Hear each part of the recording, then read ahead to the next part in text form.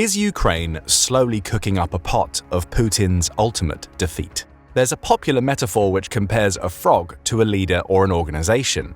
As the story goes, if a frog is thrown into a pot of boiling water, it will immediately sense danger and leap to safety. However, throw the same frog in a pot of lukewarm water and increase the temperature 1 degree at a time, and it won't sense danger until it's too late. The meaning is clear. Unless individuals and organizations exercise constant vigilance and adapt to changing circumstances, they can lead themselves into a proverbial pot of hot water, irreversible danger with terrifying consequences. Some experts believe this metaphor applies equally to the ongoing conflict in Ukraine. Last year, after easily overrunning cities like Kharkiv and Kherson, Putin's forces perhaps thought it would be easy to continue the offensive and consolidate their gains. Their failure to topple Zelensky's regime and serious and recurring logistical problems opened a window of opportunity for Ukraine to seize the initiative. This they did, gradually applying offensive pressure on all fronts, and here is where they began to increase the operational tempo, feinting one way, then boldly attacking another until the operational waters reached their boiling point. Russian troops quickly discovered their positions were untenable. They weren't prepared for the breakthrough in Kharkiv or the more measured collapse of their hold on Kherson until it was too late. Like a frog unable to perceive the slowly but steadily rising temperatures of the water it found itself immersed in, Putin's strategy to wait and see, founded during those dual debacles, in sore need of new conscripts, the frontline troops he did have were effectively boiled in the crucible of war, some proverbially, others, well, literally. Their positions were impossible to sustain, and consequently, they were left with little recourse but to withdraw. Now that the war's front lines have by and large stagnated, some say Ukraine is subtly attempting to bring the water to a boil in other strategic areas. While most observers freely admit Ukraine's 2023 counter-offensive has fallen short of its intended objectives, could a boil-the-frog strategy still be in play in places like, say, Crimea? Join us today as we explore this issue.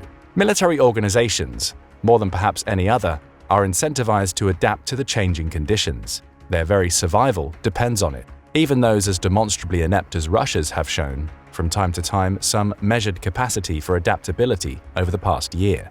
Putin's forces seem to have wised up after their embarrassing setbacks at Kharkiv and Kherson. Ukraine's relatively unknown offensive capabilities were put on full display, and as Russia's own offensive might have culminated in a series of multi-pronged yet misguided ventures, it opted to consolidate and defend the cities it had captured rather than extend its neck deeper into the Ukrainian vice. This resulted in the strategic decision to sit back and create a defensive network it could viably hold in the event of the anticipated Ukrainian counteroffensive. And to their credit, the defensive networks they constructed were said to rival some of those found during World War I, more than a century prior. But Russia has not forsaken offensive operations altogether. More recently, we've watched as Russia has started the slow transition from defensive to offensive operations of their own, a half year after their somewhat Pyrrhic victory at Bakhmut in May 2023. Looking back on that attritional struggle, it's strange to contemplate why Russia placed so much strategic value on a city as devastated as it was. In the end, entirely bereft of infrastructure, resources, and political influence. Sure, Prigozhin got his day in the sun, but like Icarus, perhaps in the end, he flew too close. In some sense, the immense bloodletting in Bakhmut played into Ukrainian hands. While they prepared their forces to strike on the southern axis, they opted to remain on the defensive for much of the Bakhmut battle. Letting Putin press more and more forces into the crucible there deprived him of stronger defenses elsewhere.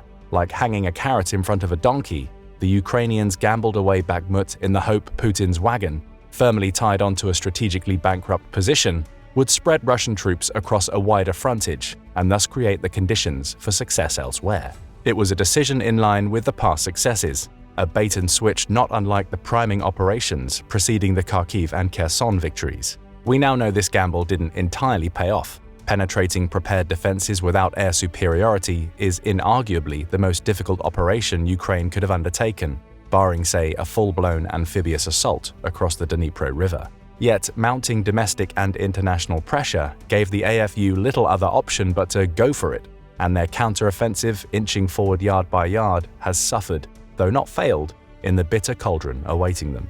Russia might be able to relate now that they've had a chance to both hold on to Bakhmut and stage new offensives of their own in Avdiivka of late. Avdiivka comparatively holds far more significance than Bakhmut, owing to its proximity to Donetsk. For more than a month, Russia went pedal to the metal there, committing something like 8 brigades, with complements of armor, trucks, and mechanized vehicles, and sustained some of the heaviest casualties of the year, according to British intelligence agencies. When you consider how many Russians were killed in Bakhmut and Vuhledar earlier this year, that observation is startling. When you consider how far they actually managed to get in Avdiivka, that is to say, not far at all, it becomes even more significant. Like it has from the beginning, personnel issues have been Russia's Achilles heel, not necessarily in quantity, where there seems to be an endless stream of contract soldiers and conscripts being flung into battle, but in quality. According to one Russian blogger, an expert on operations in the Donbass, who writes under the pseudonym Wayne Howell, the recent recruitment of contract soldiers from underprivileged social groups pales in comparison to the caliber of professionals and enthusiasts enlisted at the beginning of the full-scale invasion. Howell cites several startling anecdotes to illustrate just how stark the gulf in quality has become over the past 2 years. There is excessive drinking among new recruits, something he claims regularly leads to their deaths and serious injuries. Examples include fatal instances where a Ural off-road vehicle was driven off a cliff, a soldier fell from a tank and was crushed beneath the tracks of an infantry fighting vehicle, or a recruit sustained a severed arm while playing with an RPG. Rampant alcoholism and an endemic lack of discipline have forced Russian officers into dire straits to maintain order and control. Many, according to Howell, resort to physical punishment, violence, and threats of execution. There are other metrics of quality available to intelligence analysts. You have, for example, men like Nikolai Ogolobyak, a convicted Satanist involved in ritual murders of 4 teenagers in 2010, who was pardoned after only 6 months on the front line.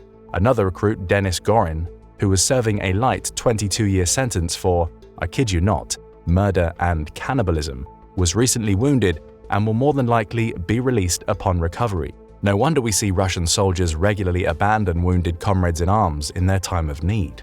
All of this comes, predictably, with a severe downtick in motivation, which, in turn, results in a marked inability to achieve noticeable results on the front line. We've seen a return to Wagner tactics, recruit the worst of the worst, amalgamate them into Storm Z units, and throw them in waves at the nearest hellhole. This lack of professionalism, Howell and other experts claim, is what's preventing Russian forces from eliminating the Ukrainian foothold on the Kherson axis. Despite continuous airstrikes for 2 weeks and the deployment of additional naval infantry units, Ukraine continues to creep toward the M14 Belt Highway, a lifeline of Russian supply to Novokakhovka. If they cut it off, the Russian situation there may grow even more untenable. The water temperature is rising, degree by degree. But back in Avdiivka, you might say, Russians did manage to enter the industrial zone, didn't they? Yes, but only at the cost of a 3rd wave of assaults, resulting in significant military losses without yielding substantial gains. So here we are. Russia is raging against the machine, wading through minefields and mud.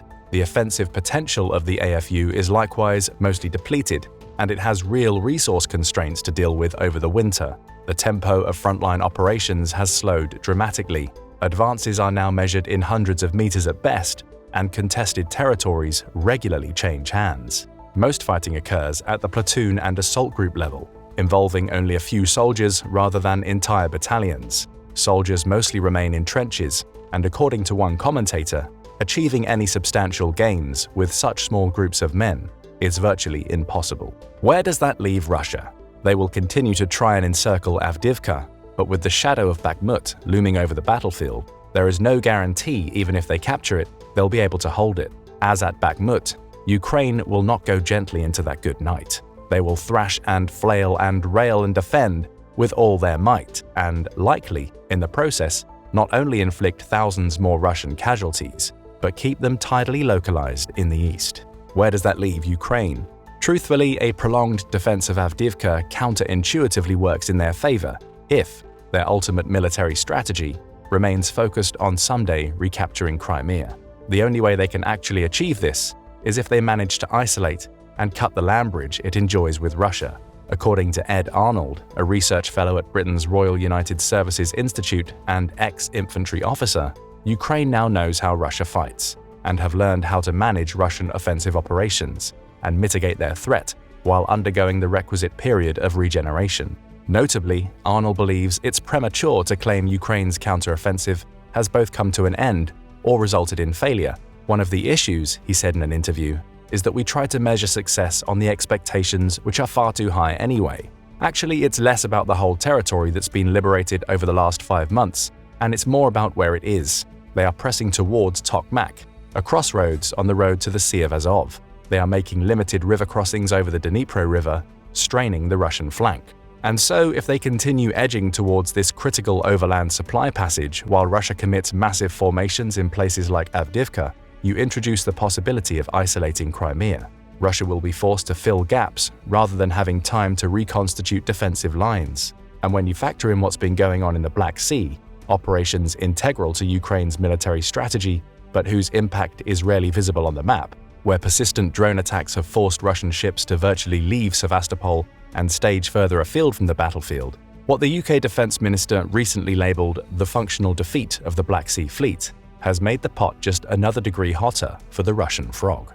In the long run, we may look back on the 2023 Ukrainian counteroffensive in far different terms than many commentators are bandying about today. Not a disappointing anticlimax, but a vital preparatory phase to the very difficult task before them in 2024. In Ukraine's boiling the frog strategy, the jewel is Crimea. It is Putin's darling. But rather than assaulting it militarily, which would more than likely result in an unthinkable military disaster, Ukraine may be able to incrementally increase pressure by layering its ongoing operations, full-front engagement, intelligence penetration, partisan warfare, drone attacks, depriving the Black Sea Fleet any room for maneuver, the occasional drone strike on Russia itself. These all limit options Putin enjoys, and eventually could make it simply untenable to retain its hold on Crimea, similar to the way Russia's presence in Afghanistan eventually became untenable. Ukraine's access to Western munitions and materiel will weigh heavily in the final outcome of this struggle. The provision of long-range missile systems like the ATACMS have already proven to be devastatingly effective. For several weeks, a spate of reports revealed a series of highly destructive strikes carried out against Russian targets, forcing Putin's senior military officials to wrestle with the question of balancing the need to withdraw certain priority targets beyond the reach of ATACMS missiles, while continuing to provide the necessary support for forces engaged in bitter fighting along the front lines of the war. Unlike weapon systems like the Paladin, HIMARS, cluster munitions, or the F-16 M1 Abrams or M2 Bradley, ATACMS were sent to Ukraine without much fanfare or announcement. Ukraine benefited from this decision, using the element of surprise to mount overnight attacks on Russian airbases in mid-October 2023 to devastating effect. Russia now knows the impact of these missile systems. Ukraine knows it must continue to nurture its pipeline of long-range munitions for the short and distant future. Underpinning it all is the outsized impact of these extended-range weapons in Ukrainian hands. It affects the immediate tactical calculus of Russian officers who, left with no real answer, had to virtually push their highest-value targets further and further back from the front lines, under the threat of HIMARS, and now even further with ATACMS. Strategically, Ukraine will have to make a conscious decision to expend its precious supply of these munitions throughout the winter in order to degrade logistics hubs, trench-digging equipment, ammunition dumps, and command and control nodes that will be vital in defending the path to Crimea. There is an even longer range and more persistent threat Russia must contend with: partisan warfare and special operations in Russian-controlled territory. Ukraine's intelligence network is incredibly capable and has a deep bench of contacts both within and without the Russian Federation.